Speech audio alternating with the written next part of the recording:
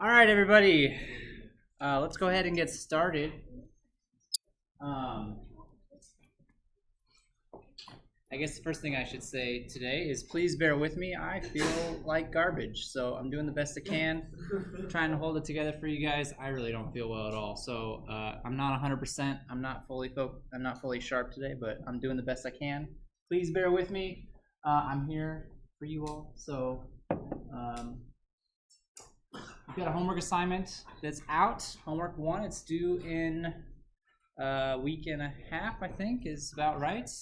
And I have not, unfortunately, gotten around to grading the getting credit for the unit tests yet. That was on my agenda for today, but I spent the last hour and a half in my office, wishing that I was at home in bed. So I'm sorry about that. I promise you, it's pretty high on my list of priorities. I'm going to get to it as soon as I can. Are there any questions about upcoming due dates or other things that are happening in the class before we hop into today's material? All right, so today we're going to introduce a very important concept, and actually today's talk and the topic that we're going to talk about on Monday is some of my favorite stuff in this class. There's a lot of good stuff in this class that I really like, but today and Monday in particular, some of my favorite stuff in this class. It is a little bit theoretical, but it is something that we're going to take the theory and turn into reality on homework assignment number 2. So both today and especially Monday, don't miss Monday's class. Monday is a very, very important day, especially as it relates to the upcoming homework assignment. Are theoretical topics that we are going to take and turn into a practical implementation in our database. And so what we're dealing with today is a concept called a relation. So databases like SQL are known as relational databases, and the relational part of a relational database comes from this concept of a relation. And at its simplest form, a relation is really just thought of as a set of tuples. That's a pretty straightforward way of describing it. We've seen what tuples are. Tuples, or rows, if you want to call it rows, I don't have a problem with that, are pieces of data made up of multiple attributes, right? And so a relation is just a set of these tuples. In fact, if you look at a table in a database, we've seen examples of tables in databases. That is an example of a relation. I want to be careful, though. While a table is a relation, the opposite is not always true. Not every relation is a table. So I think that's an important distinction to make, right? And we'll talk more about, the distinction between those two things as we dive deeper into what a relation actually is. But for now, if you think of a relation as being a table, that's not a terrible equivalency to make. Tuples contain attributes, and then each tuple has an attribute that uniquely identifies it, and that attribute is called primary key. Good, yeah, the primary key. So then, this is our model. Our database is going to be modeled using relations. And then any operations we want to perform on our database are then operations that are performed on relations. Since we're talking about relations as, a mathematical model, a set, then the kinds of operations that I expect to be performed on these relations are also going to be operations that we might expect to perform on sets. Very similarly related. So let's get a little bit more formal about it. The schema of a relation comes in the following format, where the value outside of the parentheses is the name of the relation that I'm talking about. And then I see the attributes, where I can have as many attributes as I want. There's really no limit to how many attributes I can have for a particular relation. Those will go inside of the parentheses. You might see an alternative form of this definition where it's not just the names of the attributes, but also the data types associated with those attributes as well. We'll talk about data types actually a little bit later on today. And so an example of a schema for a student relation might look something like this, where I have an ID, first name, last name, birth dates. You could think of other attributes that might be associated with this particular relation as well, right? And again, this looks very much like a table definition. At the end of class on Monday, we had a create table statement, and create table statements were looking very similar to this, right? Specify the name of the table and the attributes that I want to have along with the data types. Okay? Tuples. So then if I remember back to our definition of a relation as being a set of tuples. Does the order that tuples appear matter? It's kind of a trick. I saw somebody shaking their head no, and actually it doesn't. Why do you say no? In terms of, that means sets are ordered, then they're all unique items. So sets are not ordered, right? By definition, sets are not ordered. So if I ask you, does the order of a tuple matter, and I told you that relations are sets of tuples, then that would lead you to think, no, the order doesn't matter because sets don't have any order, right? But the practical implications of a relation, think about what relations look like when we implement them. They do have an order. That is just a fact. And sometimes we want those tuples to be in a particular order. That was one of the clauses that we talked about on the first week of class, is that I have the ability to sort the tuples in my relation in a particular order. So does the order of a tuple matter? From a theoretical standpoint, the answer is no. But from a practical standpoint, the answer is yes, actually. It does. It does matter. And so it really kind of depends on how you're talking about these. The point I'm trying to make here is that if I give you two relations that are filled with the exact same tuples, but they're just in a different order, theoretically, those relations are the same. They are equal to one another. Right? They are the exact same relation. They're exactly the same.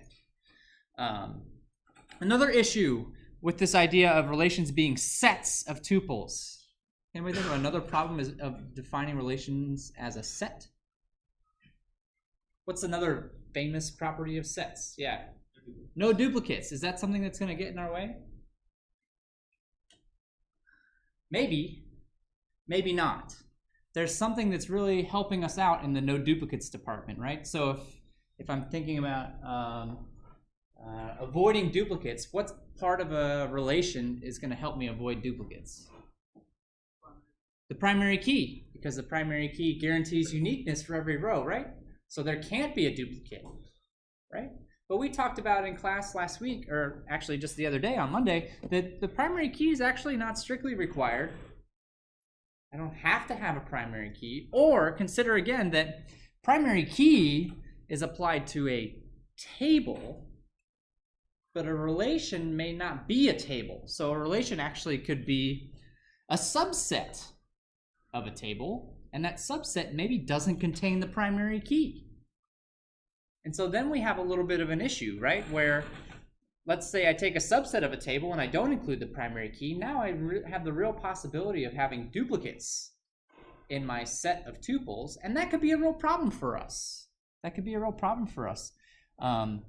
Depending on what I'm trying to do with that data, the fact that there are duplicates in there might matter to me. It might be something that I'm interested in. It might be something that I care about. It might mess up any of my aggregations that I'm trying to perform, any data analysis that I'm trying to perform, right? And so in practice, again, on an implementation level, while it is true that a lot of the relations that we deal with are not going to have duplicates, thanks to that primary key, in practice, we might actually be dealing with relations that aren't sets in the strictest sense and might have some duplicates in them. In fact, if you want to test this out, you can run a query on a database that basically pulls all of the columns except for the primary key. And what does it give you back? It gives you back a relation, right, that could potentially have duplicate tuples in it, depending on the table. A database will do that. A database will do that for you. And just based on that act alone, you can, conclude that, well, implementation-wise, we're kind of bending that rule of what a set of tuples actually is. All right. Back to the theoretical side. If we want to define the domain of a relation, that's going to be every single attribute along with, we're defining domains on the attribute level. I apologize. It's based on the data type and then the possible values that attribute can have. So in some cases, this will be pretty easy. If I tell you the domain is just an int, right? That's any possible integer you can think of. I don't know, or within the int data type, right? The data type has its own restrictions on what values that can be, but that would be the domain for a particular attribute. In some cases, I want to restrict the domain because my application requires me to do so, right? So maybe I only want to allow positive integers. That is, an acceptable domain for me to try and implement. And so just some quick exercises to think about. What's the domain for a student ID number, a WashU student ID number? 6 digits. 6 digits. Or, there's another way you can think about this too, right? Does anybody think that it has to be... So when you say 6 digits, what's the data type that we're talking about? Is that an int? I don't disagree with you. It could be an int, right? And so when we say 6 digits, we can actually more formally define that as ints between 100,000 and 999,999, right? That is one way we could define the domain of this, but it's not the only way we could define the domain of it, right? I could also define it as a string. That would be okay. And I'd have to come up with a similar definition to restrict it to, string that's six characters long, where all of the characters are digits, right? That would also be an acceptable way of defining the domain. First and last names. What's the domain of a... we don't have, somebody's last name. What's the domain? String. But that's not enough information, actually, to specify a domain. Or is it? I'm saying that it's not. I guess you don't have to agree with me. But when we go to define a table, right, it's not just going to let you say string and be done with it. It wants you to specify the maximum length of that string as well. That's something that we have to provide. That's something that would be considered part of the domain definition for that particular column. So what should it be? What's the longest last name you've ever seen? I don't know. Probably pretty long.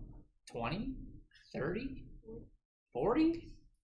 I'm not going to see somebody's last name that's 40 characters long every single day, right? But I don't want to make a database and then have somebody with a really long last name come through and not be able to accommodate that person either. So, we have to plan for that. We have to accommodate for that. We have to choose a domain that's going to be appropriate for the entire set that we plan to be working with, right?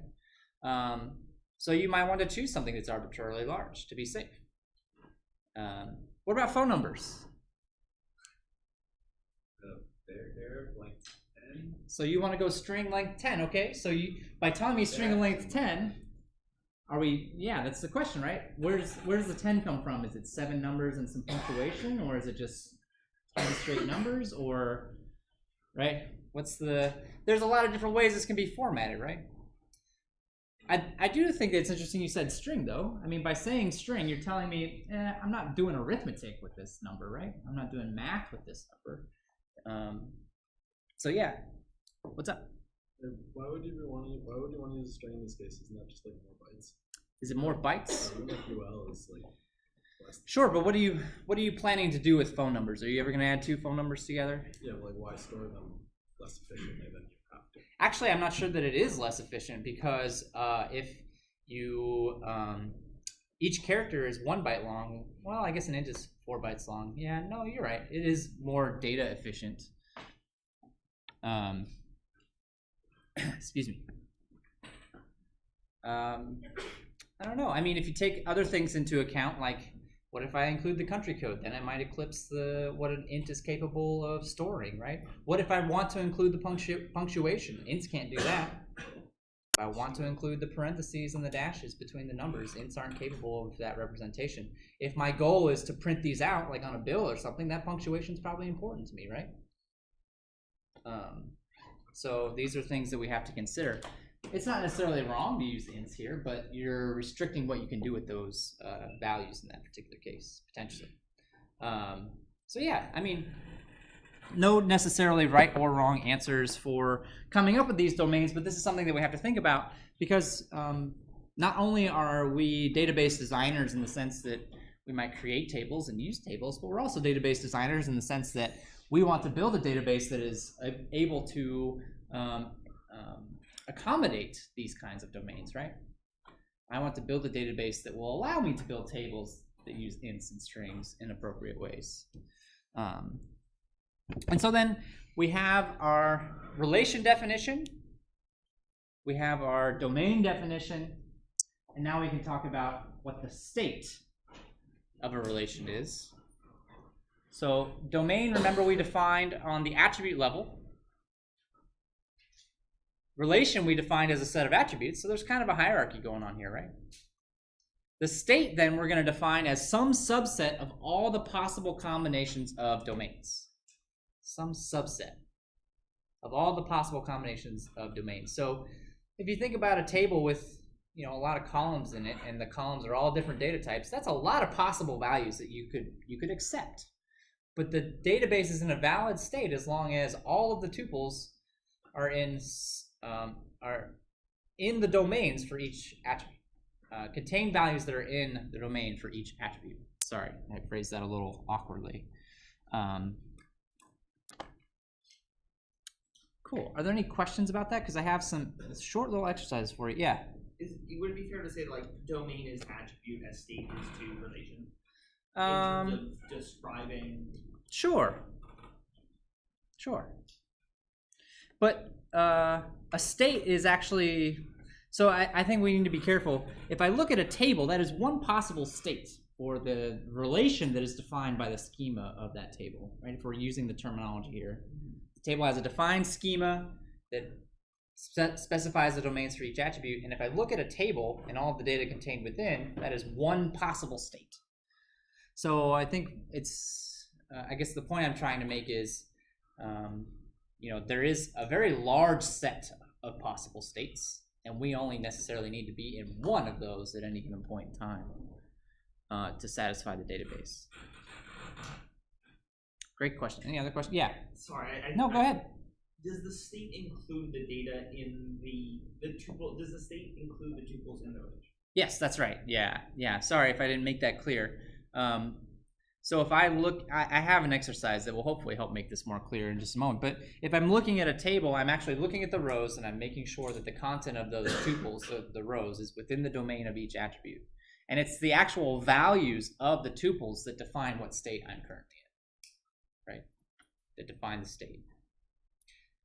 There's actually a better definition of state that I'm sort of dancing around a little bit, because I'm hoping that you will sort of think about that with these exercises. Here's a very simple exercise using the terminology and the theoretical definitions that we described on the previous slides.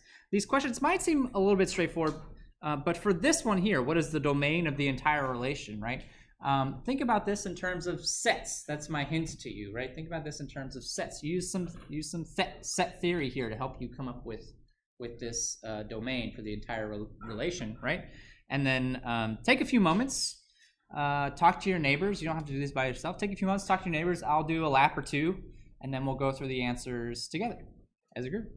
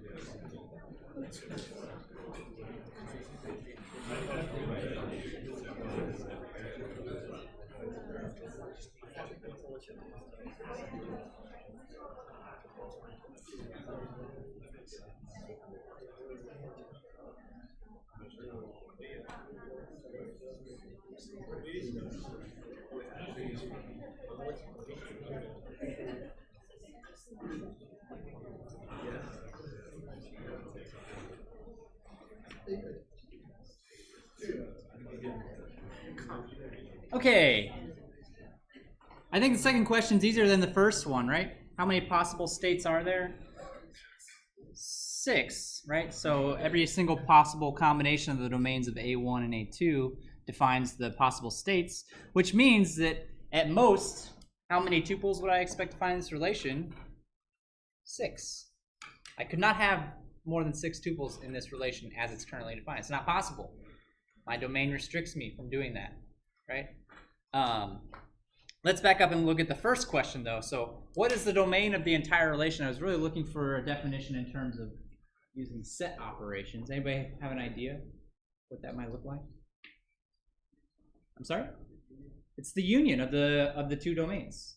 So in general, we can define the domain of a relation as the union of all of the domains of the attributes. That is how we define the domain of a relation. And then again, we can actually refer that back to the state, right? The state then becomes some subset of the union of all of those domains, some subset of those. Does that make sense? Are there any questions? Yes? So a state where there's only like 5 people, a state where there's all 6 people, are those 2 different states, or is it just that? No, you're right. So those are 2 different states. I think you're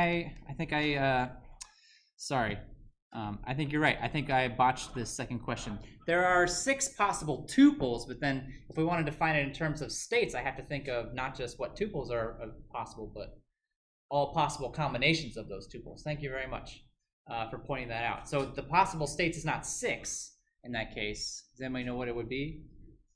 It'd be 2 to the 6? Yeah, 2 to the 6. That sounds right. Thank you. Because any possible combinations of those tuples would be valid, but no duplicates, right? I can't have the same tuple in there more than once. And actually, we need to be. Is it 2 to the 6? Because we have to be a little bit careful, because if I have tuple 1 and tuple 2, and then tuple 2 and tuple 1, these are actually the same. These are actually the same state. Because order doesn't matter, right? Because order doesn't matter. Does that change our answer?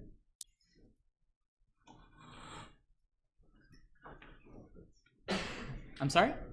No. Each one can be on or off, right? Like each tuple can be either Right. in the state or not. You're right. No, you're right. You're right. 2 to the 6. Each tuple is either in the set or it's not, right? It's binary. 2 to the 6 possible combinations. Good. Thank you for clarifying. Were there any questions about that? Any questions? All right. Let's talk about constraints. There are 3 main types of constraints. We are going to spend most of our time talking about only one of the 3 types, but I'll briefly mention each of the 3 for completeness sake. Implicit constraints are ones that are defined by the rules of the structures that we are using. So for example, the fact that I cannot have duplicate tuples in a relation is an implicit constraint, right? That's just how sets work. The fact that all tuples in a relation must be unique, right? That is an implicit constraint. It's an example of an implicit constraint. We don't have control over that. That's just how it is, okay?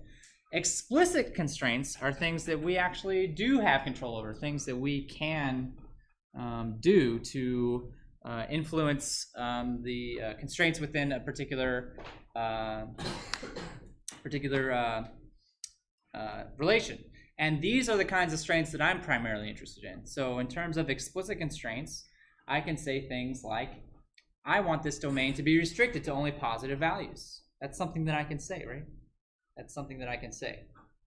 So I can restrict the domain.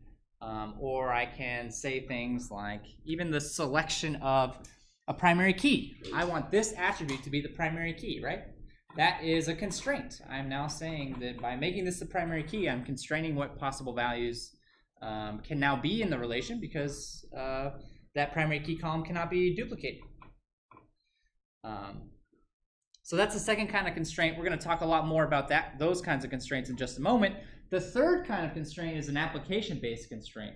We're not going to spend a lot of time talking about these because they vary based on what your end goal is, right? So if I'm running a business application, an example of an application-based constraint might be something like all of the amounts for each item on a bill has to add up and equal the total of the bill, right? Those numbers have to agree.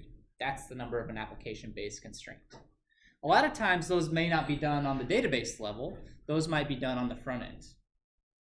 And so they're, in a sense, inherited by the database, right? The application will not let users type in these values. The application is constraining what values are getting passed to the database, and therefore the database also has those constraints applied to it, but it doesn't have to do anything. It's just a function of the application doing its job, the front-end application doing its job. So the ones that we can have the most control over as database managers is the second kind, the explicit types of constraints, and that's what I want to spend some time talking about, especially this idea of integrity. So it's up to us to make sure that our databases maintain certain kinds of integrity. And so we're going to talk about a few different kinds of integrity, a few of which you see up here on the screen. We've got key constraint integrity, which is what we'll talk about first, followed by entity integrity, which is actually the simplest one, and then referential integrity is the one that I feel like most people are at least somewhat familiar with when working with databases. It's a very important concept. Domain constraints, like the ones that I mentioned earlier, saying things like, I'm only going to accept positive integers. I'm only going to accept 6-digit numbers, right? Things like that are actually not under the category of schema integrity, but those kinds of constraints are very, very common. So they're just kind of in a separate category. So let's talk about key constraints.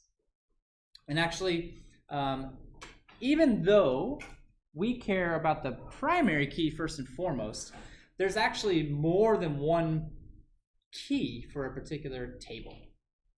It's more than one key. So we have this concept of a superkey, which is any combination of attributes in my table that guarantee uniqueness for a set of tuples. So the point I'm trying to make is that I might have a table with many different attributes in it.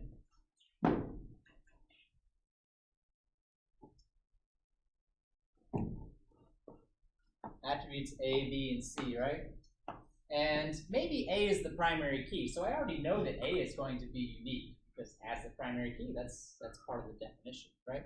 But if I look, so A is unique, I know it's going to be unique. But let's say I look at the combination of A and B, there's also a chance that the combination of A and B is also some unique value, right? That's also possible. It doesn't have to be unique, but it's possible that the combination of A and B is also there's not going to be any two of these numbers that are going to show up in the same columns later on in the database. This would be called a superkey. So A and B is a superkey. And I can extend this out to however many combinations of attributes I want. If there's no combination of A, B, and C, right, that is duplicated anywhere, then that could also be considered a superkey. And so if I'm trying to find primary keys, or if I'm trying to define a primary key within a table, the first thing that I might do is make a list of all superkeys, all combinations of attributes, right, that are going to guarantee uniqueness for every row in a given table. And that'll be a pretty big list, actually. It might be a very large list. But from that list, or it's a set, rather. I should use the proper terminology. So A is actually a superkey. In this example, A and B is a superkey. Maybe A and C is a superkey, right? This is just an example. And so from this list, if I want to think about the possible candidate primary keys, or in this case just keys, I'm going to look for a minimal superkey, which is basically I'm looking for the sets that contain the fewest number of attributes. Those are going to be my primary key candidates. So if you have one that's, absolutely smaller than all the other ones, your job is very easy, but maybe I've got 2 columns that are entirely unique. Then I have to make a decision. Then I have a decision to make in terms of which one becomes my primary key. And we can have a conversation about what might work better in some situations versus others. But this is the pretty standard way of going about trying to choose a primary key. Although in a lot of cases that decision process is simplified for reasons that we talked about on Monday, right? I'm going to make up my own primary key. Does anybody remember what that's called? And make up my own primary key? Yeah, a surrogate key. So if I decide to make up my own key, a surrogate key, then all of this becomes irrelevant. Yep. All right, so anyway, we got a little question. So if a tuple has n attributes, what's the maximum number of possible superkeys? How many possible superkeys could I potentially have?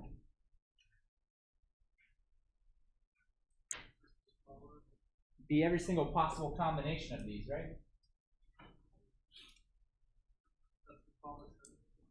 I'm sorry? That's the power set. Power set, yeah. And what would have to be true if I had the maximum number of possible superkeys? All of them are unique. That's right. That would mean every single column has unique values the whole way through. No duplicates anywhere in the table. In the real world, that's probably never going to happen. Very, very rarely will that actually happen. But theoretically, right? Theoretically, it could happen.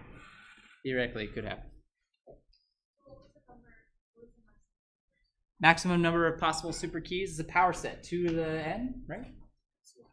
-1. Thank you.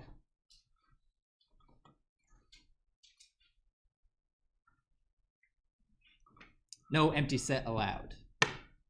Thank you. Right. Any questions about that? This information, again, is a little bit out of date with the rise of surrogate keys. Thinking about this stuff has become a lot less important than it used to be. But primary keys are still definitely relevant, still definitely important. So, we need a primary key. How should we narrow down the candidates? Well, I talked a little bit on Monday about how surrogate keys are useful. If you really don't want to use a surrogate key, you have to absolutely 100% make sure that the key you choose is going to be unique and it's not going to change. So I talked about how people used to use social security numbers for this purpose, and that's a really terrible, awful idea.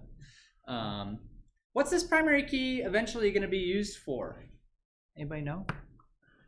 We talked about this a little bit on Monday, and we're going to talk about it again next week. Yeah. Link other tables, that's right. So when I see this primary key, if A is my primary key, and I see it show up in another table, what's that called? Foreign key, good. It's called foreign key. That's good. And so that helps illustrate why it's so important for primary keys to be unique, right?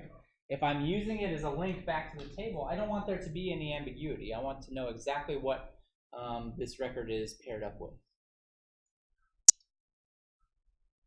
Okay, and then so that's the first kind of integrity constraint that we're going to talk about, which is key integrity. Entity integrity is actually very simple. Entity integrity simply says that the primary key of each relation cannot be null, which makes sense, right? If we think about null values, is it possible for me to limit it so that there's only one null value in a given column? That's what would have to happen if I was going to allow the primary key to be null. Because I need the primary key to be unique. So I can't have multiple null values and still fulfill that uniqueness of a primary key. So we're just not going to allow the primary key attribute to be null. That's a very simple one. Whoops. What, is this a duplicate? Oh, no, it's not. Sorry. So then I'm using this word schema again. I want to be, I need to do a little bit of disambiguation here. I use the word schema at the very beginning to define the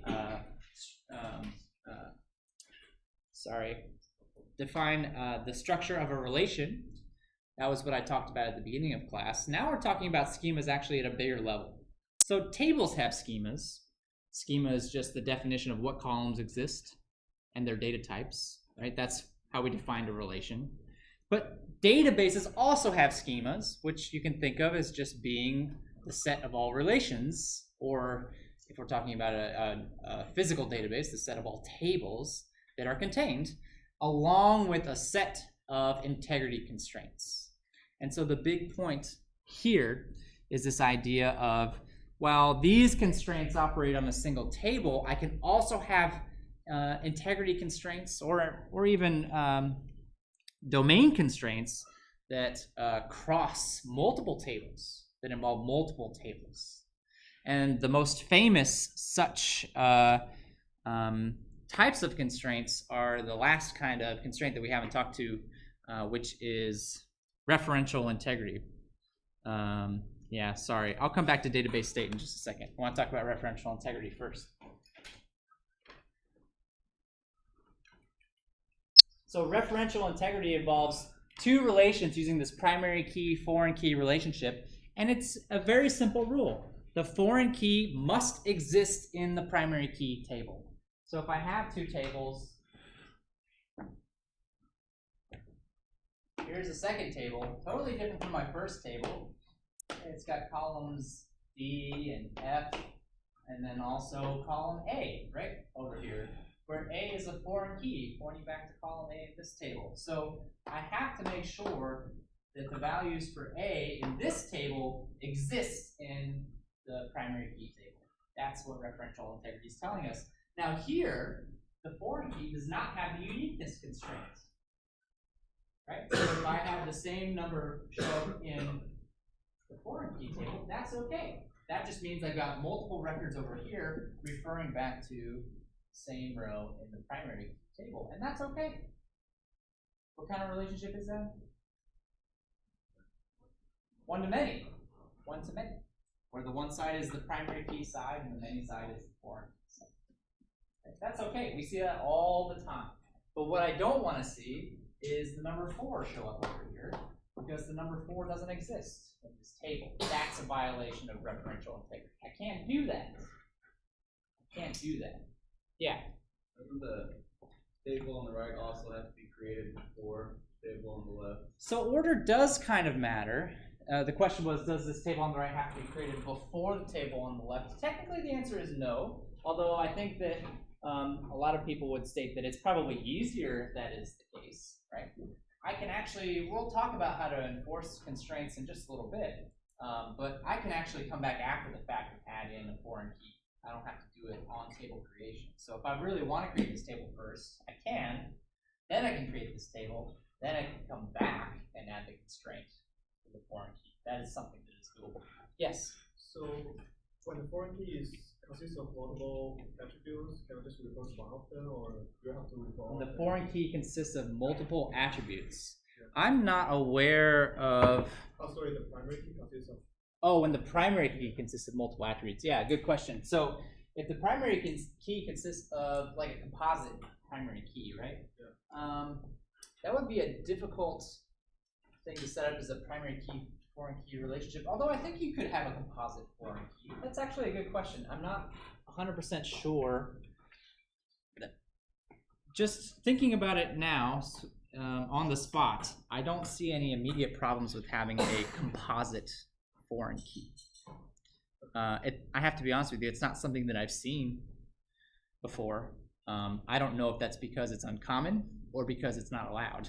I don't know what the reason is, but I have not seen a composite foreign key out in the wild. That's a great question, though. I'd be interested to know if anybody wants to Google that and get back to us. I'd be interested to know the answer on that one. Where was I at? Let's see. I think foreign key. Okay, cool. Any other questions? Great questions. Fantastic questions. So let's double back real quick and talk about database state for a second, and then I think I have some more exercises for you coming up. So if we want to define state on a database level, since the database is defined, the database schema is defined as a set of relations, then the database state then is defined as a set of relation states. And then this is what we might call a snapshot or an instance of a database. It is one moment in time where the database is in a stable setting. But that can change and will change many times. How do I modify the state? How would I change the state of a database? What operations do I perform?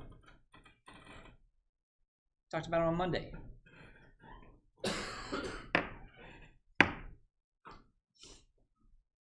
At the very end of class on Monday, what operations did we talk about?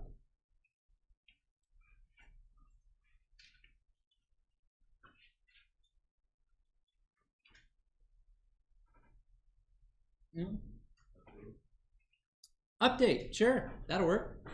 Insert also changes the state. Delete, right? Anything that's going to change the tuples in my database is also going to change the state of my database. All right, I think I have some exercises for you. So, with those three operations that I just mentioned, insert, update, and delete, I want you to take a moment and consider whether it's possible for each of those three operations to violate the various constraints that are up here on the board. So, or up here on the slide. And so, you know, I usually think about this as a table, right? I've got insert, update, and delete going across the top, and then I've got my 4 different kinds of constraints going down the side, right? Domain, key,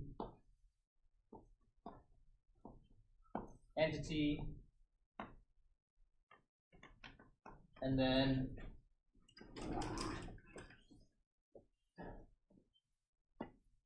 referential integrity.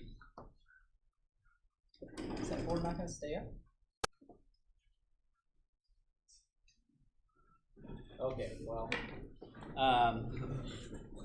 you know what I was trying to do. Fill this out in each cell, right? What am I going to see? Either yes, it can violate this kind of constraint, or no, it cannot. And if you say the answer is yes, don't stop there. Give me an example. How? How would this operation potentially violate this type of constraint? Take a few moments, talk to your neighbors. I'll be around if you have any questions, and then we'll fill this out as a group in a few minutes.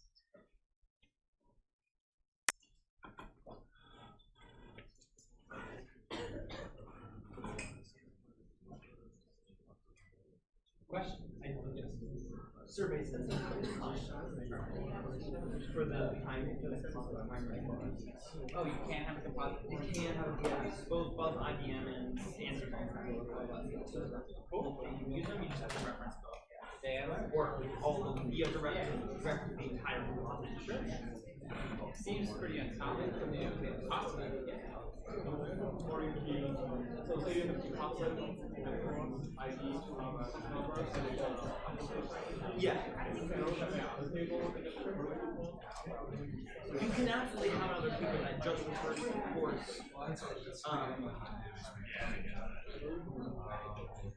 How other people that refer to the course? Oh, I see what you're saying. But course isn't guaranteed to be unique, right? Bias would be the union, right? Because there could be multiple courses with the same numbers and different departments.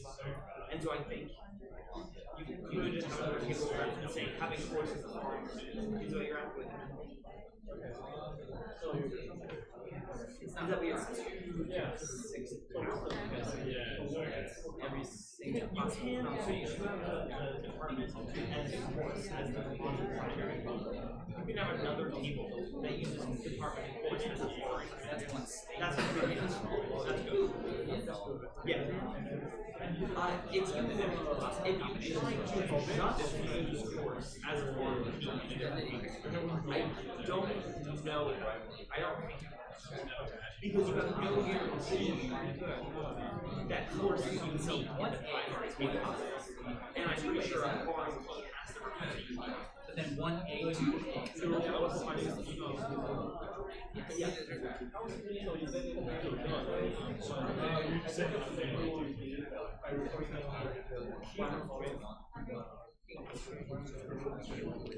Interesting. I mean, I took it like 2.5 years ago, so I'm not sure. Yeah. Yeah. It was 3:30, but I hesitated 3:30. You said 3:30. But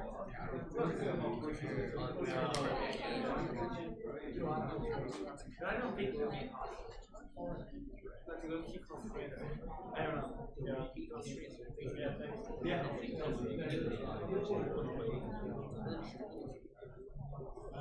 domain constraint between the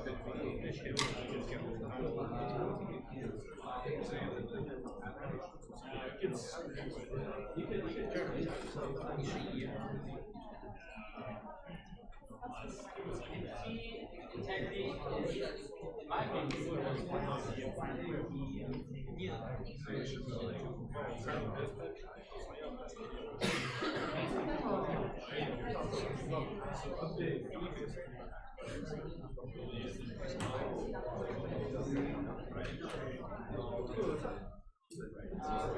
actually so there's a kind of blurred line between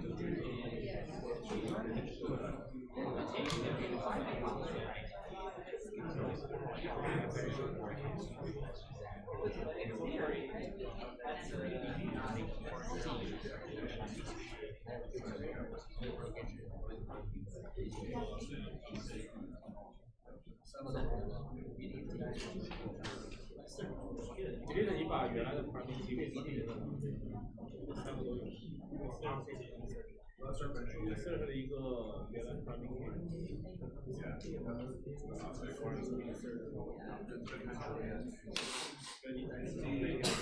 那你在 forum 可以 so not pay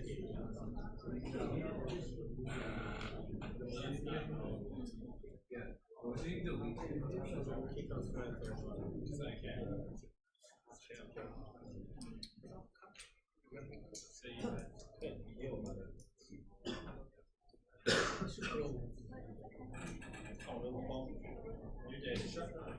When you say 10, do you mean like a legal operation?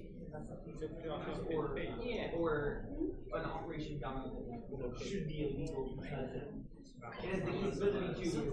Yeah, I mean it's really the distinction between theoretically versus practical, right? Yeah. So in this case, it's pretty squarely theoretical. Yeah. So anything that could potentially violate. Oh yeah, right.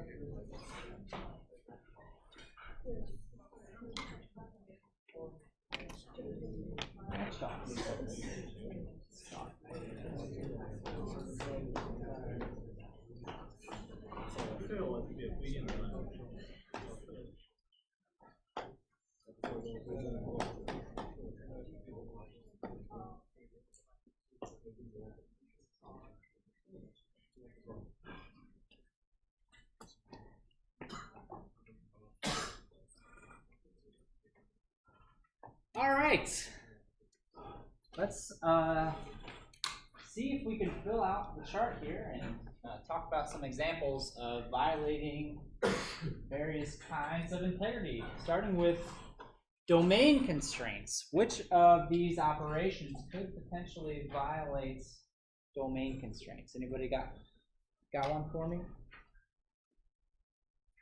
Go ahead. I'd say insert and update. Insert and update. So can somebody give me an example of when an insert or an update would potentially violate a domain constraint? What that would look like?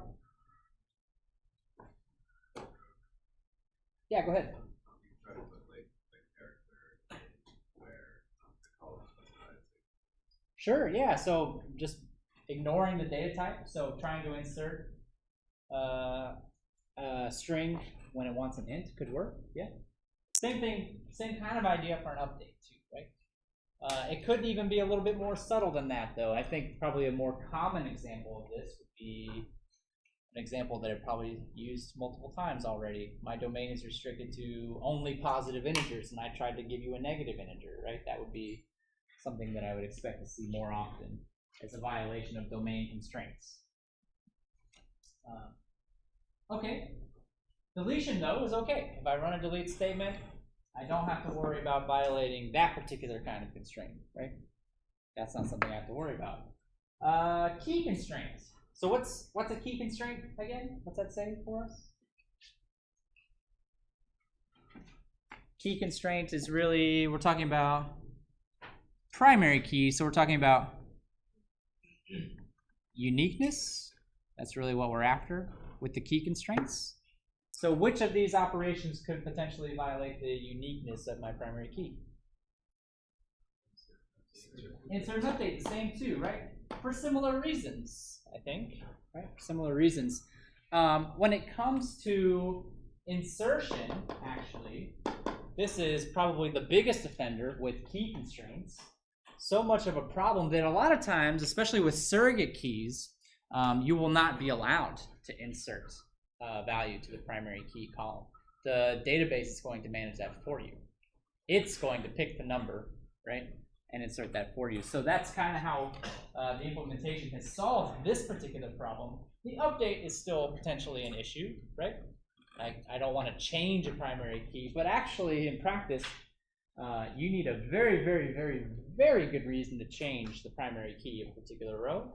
If I see an update statement that's trying to change the primary key of a row, my first question is, what the hell? Like, why? Why would you do that?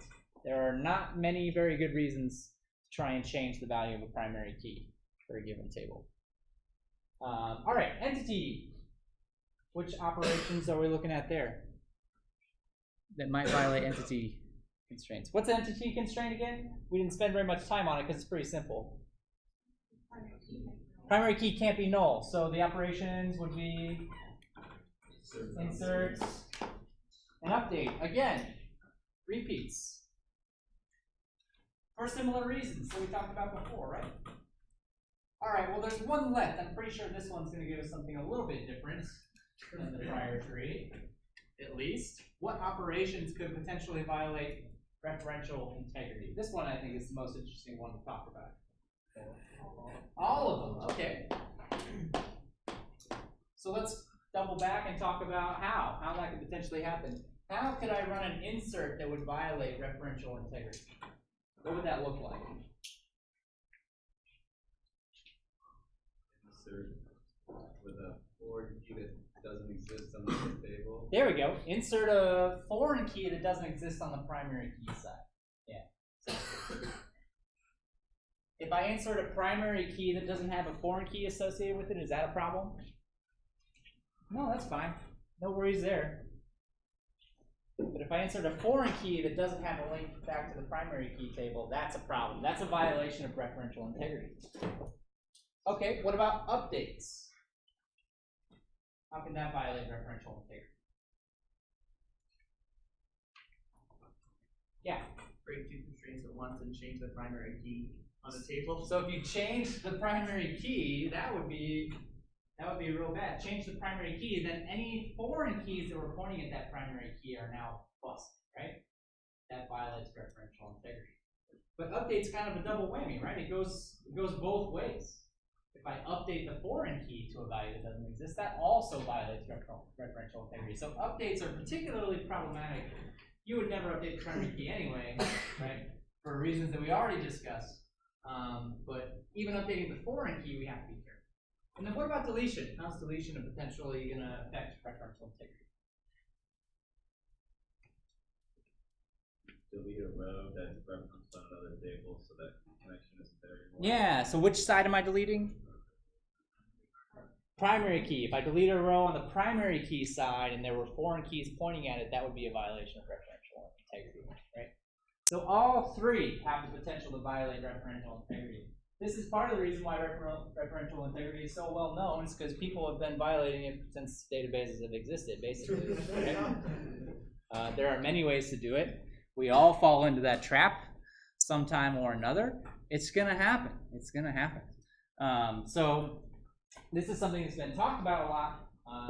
there's a lot of tools and things that we can use to help us with these kinds of violations, and that's sort of our next topic. What should we do if a violation happens? There's really kind of two schools of thought here, right? It's really kind of two schools of thought. One school of thought is maybe the more obvious one. It says, well, don't let it happen. Throw an error. Pull the fire alarm. Whatever you got to do, right? Make sure that these things don't happen. And in fact, in a lot of cases, databases have evolved to automatically detect these kinds of violations and do exactly that. So if I violate referential integrity on a database, chances are it's going to yell at me. That didn't always used to be true, though. For a while, for a long time, and I'm not that old, but when I was learning about databases back in school, if I violated referential integrity, the database didn't say anything to me. It just said, all right, cool, whatever, man, you're good to go. And so the integrity was just violated and it didn't do anything, and I didn't find out about it until later on when I did my joins, and those blew up in my face, right? So another school of thought says, well, it's kind of up to us as the database programmers to make sure that those violations get caught and handled. A lot of old school database managers might still sort of have that mentality. There are structures we can use. There's code that we can write to actually enforce these kinds of integrity checks that we care about. They become less necessary over the years because databases now do a pretty good job of enforcing referential integrity, but there's still actually one other option that you might see, which is, well, it's maybe playing a little bit fancy with the definition of a violation, right?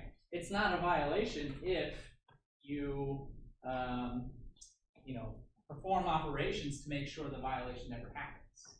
An example of that being like, oh, you want to delete this primary key, bro? Well, if I delete all the foreign keys associated with it, then there's no violation, right?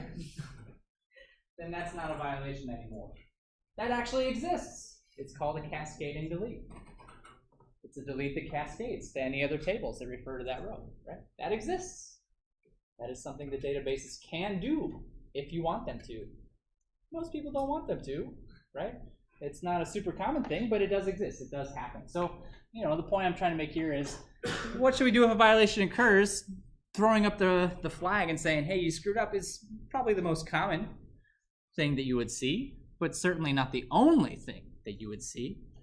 And in fact, for some of the other kinds of constraints, I've been leaning hard on referential integrity, but let's look at some of these other constraints, right? Domain constraints. I only want positive integers. How does the database know that? How does the database know? I know that I only want positive integers, but in order for the database to be aware of that, I have to say it, right? I have to tell the database that that's what I want. And if I don't, the database isn't going to know. You can't read my mind. It's not going to care. So in some cases, right, how do we handle violations? Well, that falls to us. The database isn't going to clean it up for us. That comes to us. And so we can define constraints. There are different ways to define constraints depending on what kinds of constraints you're trying to define. This here would be an example of a domain constraint.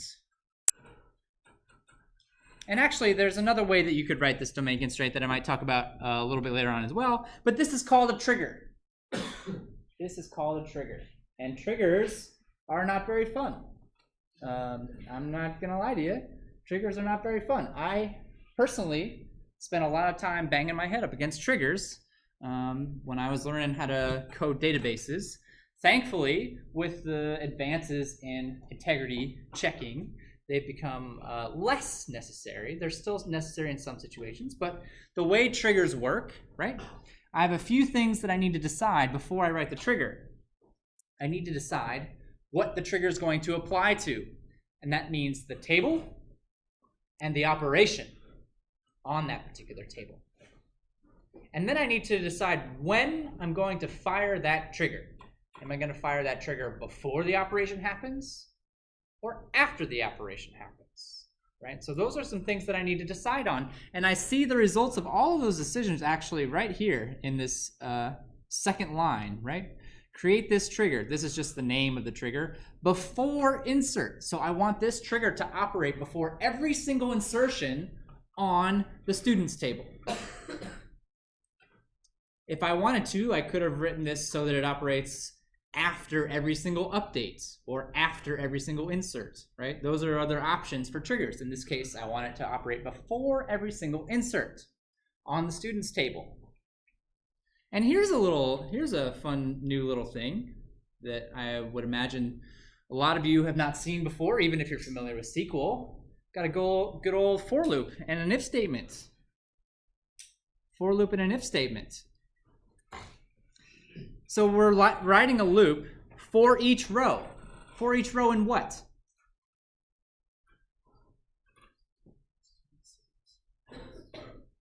In students? Not quite. It's a good guess. For each row that's being inserted. For each row that's being inserted. So I'm going to iterate through every single row that's being inserted. I now have this if statement here. What does new represent? The new row, the row that's being inserted, right? The row that's being inserted. Where did, these come from? Those are constructs built into the database. Those are keywords actually built into, in this case, this is my SQL syntax. Oracle can also do triggers. The syntax is going to be a little bit different. So if you're more familiar with Oracle or Microsoft SQL Server or whatever database you want, they can also do triggers, but the syntax will be a little bit different, but it can do more or less the same thing. So if the new row .sid is referring to the attribute that I care about, right? So if the value in this column is less than 0, this code here is how we flag an error. If it were object-oriented programming, we'd say throw an exception, but it's not technically an exception. We're setting SQL state 45,000, which is 45,000 is just a code to represent that there's been an error. I'm sure there's more information on that specific code, but anyway. And then we set the error message text. It says the student ID must be positive. And this trigger, since it's operating before the insertion occurs, right? If this error happens, I have effectively prevented that insertion from taking place. So that row that would have violated my domain constraint, right, is now prevented from being put into my table. I have protected my domain, right? I am master of my domain. And so then think about what that would mean, though, if I said after insert. It's a little bit of a different story. It would still throw the error and say you screwed up, but the row would be in there. The row would be in the table. Yeah? Is this like signal thing? Is that like a return? Like, will that stop the query so that it can have multiple rows that you're adding that? It does, yeah. When I said it was like throwing an exception, I mean, that's how it's similar to throwing an exception. It's basically stopping the execution of this little routine, this trigger, right?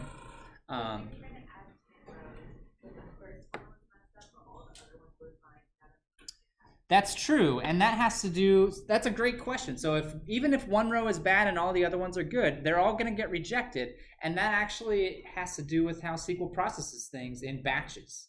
That's a very common thing for SQL to do. If one thing fails, they're all going to fail. And there are very good reasons for that, and it's not the last time we're going to run into that. We're going to spend a whole lot of the second part of the semester, so after the midterm, talking about how SQL processes those kinds of things. Yeah, great questions. Any other questions about this little example? Yes? Why would you ever trigger after insert? Why would you ever trigger after insert? Well, maybe you're being a little bit more tolerant, right? Maybe you understand that something has violated a constraint, perhaps, but you want to err on the side of caution and keep as much data as you possibly can. So then you could use a trigger to log errors with the idea that, okay, yes, they're bad, but I'd rather keep them and come back and fix them later than just reject them outright. It gives you the flexibility to do that, right? in a lot of cases, we use after inserts also to maybe do things with other tables. So I saw that you inserted a row in this table with this particular value, and that's a signal to me then that I need to go to this other table and maybe do another insertion based on that information. That's something else that we could do with a trigger as well.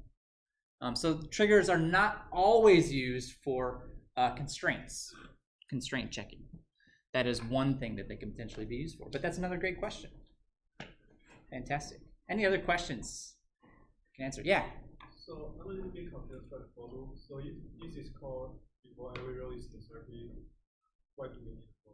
It's not called before every row is inserted. It's called for every insertion operation. Okay. And I can insert multiple rows with one insertion operation. So we have to write all these in caps. Ah, great question. So this is the question was, do we have to write all this in caps? The answer is no. Actually, SQL is unlike many other programming languages that you will run into. It does not care about caps, capitalization or not, with the exception being names of tables and names of columns. It usually does care about capitalization in those cases, although not always. Some don't. But in terms of names of caps for the keywords and stuff, it does not care. It does not care at all. However, it's not uncommon to see code that looks like this. This is maybe a more extreme example, but it's very common to capitalize keywords so that they easily stand out in your code, even though it's not strictly required. Great question. SQL is a very forgiving language when it comes to syntax. It'll still nail you if you forget a comma somewhere. It's not like a total free-for-all, but it is pretty lax when it comes to syntax. Which we'll see as we see more SQL examples. Any other questions about this example? So for things that aren't enforced immediately by the server, which is primarily domain constraints, right? If we're talking about primary keys, key constraints, entity constraints are also things that are these days routinely enforced by the database server without any effort on our part. Domain constraints are the big one, where if I really want to limit values to something, I have to do it myself. That's what triggers can be used for. Okay, and then in terms of foreign keys, somebody just asked this question a little bit earlier on today. If I want to make this foreign key constraint so that it will signal to the database server that it needs to start enforcing these referential integrity things across these two tables, there's a couple ways we can do that. I can make the foreign key at table creation time by just saying foreign key and then typing the name of the column, references, and then this is the primary key table. Course in this example is the primary key table, right? And the name of the column in that primary key table that represents the primary key. Now, one word of caution here, in this particular example, the name of the primary key column and the name of the foreign key column happen to be the same. And in general, I think that's good practice, but in the real world, that will not be true every single time. You'll see primary key columns, foreign key columns, two totally different names. Happens a lot. So just something to be aware of. If this table doesn't exist at the time, this statement won't work. So I might have to come back and do it later. Add the foreign key. And you can see the syntax looks very similar from there. So I have the ability to do it either way. Any questions about that? Any questions about that? So with that in mind, we've covered, kind of how to have the database enforce all the different kinds. Actually, the one thing that we haven't talked about, I don't think I even mentioned this last Monday, is the primary key, but that's pretty straightforward as well. In fact, in this example, I probably should have declared SID as the primary key by typing the words primary key after it. That was an omission on my part. All right. So I've got some more exercises for you, and we actually have enough time to talk about this one, but I just wanted to real quick point out that the last 2 pages of exercises here are based on the idea that you've completed Studio 2. So just as a reminder, there are studios on Canvas. They're not graded, but I would certainly invite you to do them, ask questions about them, especially if you want to learn more about how to write SQL code. They're great for that. They're fantastic for that. So the last 2 pages are based on the idea that you've done the studios, but this one we don't need the studios to do, and we have enough time to do it. We've got a little over 5 minutes left. So the question here is, I've got an airline database, right? I've got a database here that represents flights, and so the way to interpret this, let's take a moment to understand what we're looking at. The way to interpret this, if I look at this, so airport is a relation or a table. And the underlined value here, airport code, is the primary key column, and then just some other various columns in this particular table, right? And so you can see there's 1, 2, 3, 4, 5, 6, 7, 8, 9 tables, all defined for us here. What's not defined here are relationships across these tables, but those do exist. You just have to kind of, look out for them a little bit to see where they might exist. Like, for example, I see flight number showing up in a lot of different tables, which indicates to me that there's probably some kind of primary key, foreign key relationship happening across these tables. So my question to you here is, if I want to add a reservation to this database, what constraints would you be expected to uphold? And you've only got 4 possible answers, right? You've only got 4 possible answers, but I want to know, here's the seat reservation table. If I want to insert a row inside of this seat reservation table, right, what constraints would I possibly be expected to uphold? We got 5 minutes. Take a minute or two, talk about it, and we'll wrap the day up by discussing this particular problem.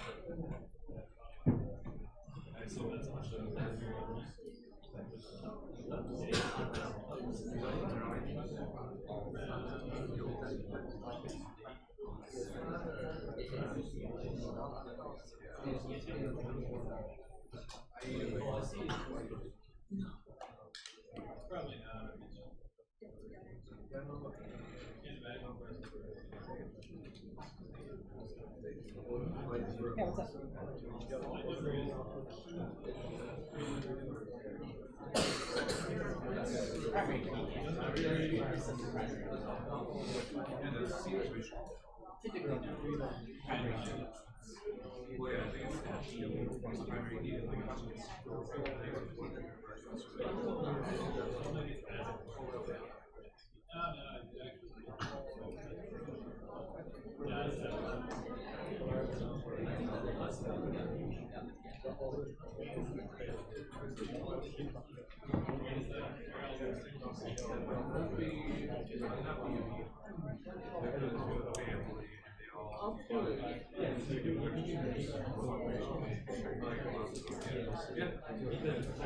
Okay, we're running out of time, so let's just real quick go down the list and talk about whether we care about that type of integrity or not and why. So if I want to insert a row into the seat reservation table, right, the question to you is then, are there domain constraints that I need to worry about by inserting that reservation in that table?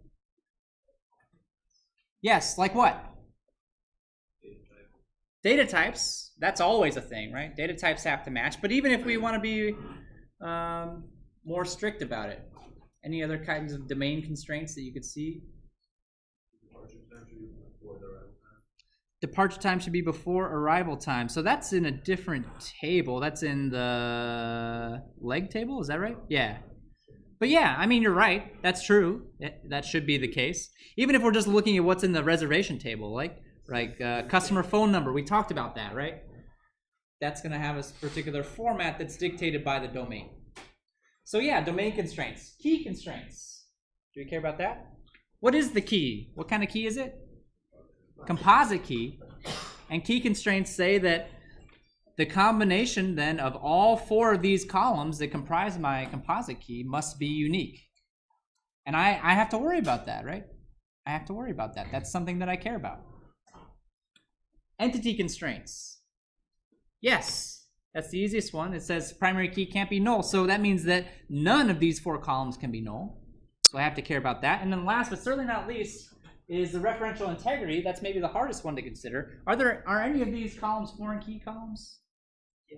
Yeah, which ones? Flight number points back to the flight.